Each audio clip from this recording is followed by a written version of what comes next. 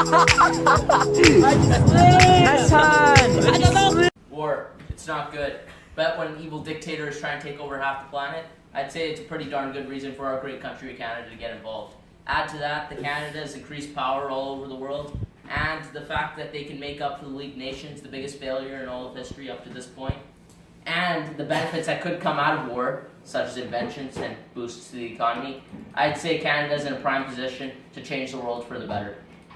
First up, there are some pros out of war. A lot of people don't know this, but the First World War did have some pros, despite the fact that a lot of people died and a lot of people got PTSD. The world wars can inspire inventions from people that might not have been so famous if a war didn't happen, and the economy can grow that way, and the army gains more experience. Add to that the most obvious pro of all, that Canada has the chance to prevent a completely fascist power from taking over the world. If Canada doesn't get involved, Germany takes over the world, and we're probably all Nazis right now living under a terrible regime. I support that. Oh my god. Now you might be thinking that's not that bad, and you might support that, but when you think about it, anybody can be put in concentration camps, and we have no free will. We're just going to be living like robots under a really evil dictator that tells us what to think. One reason is that Canada had a lot more power than they did in the First World War. In the First World War, they changed the battle significantly by winning the battles of Vimy Ridge and changing war forever with other battles that they won that other people just couldn't. And this time, Britain was not controlling them in World War II. They had their own say, they had their own voice. They're part of a commonwealth now, not an empire. So imagine what they can do when they have full creative control. They also had a seat at the international stage. So they had just as much power as anybody else. And some would say they had a great... Come on. In other words, Canada had a great power. And as Uncle Ben from Spider-Man taught us, with great power comes great responsibility. The third and final reason Canada needed to join World War II was the fact that they needed to make up for the failure known as the League of Nations.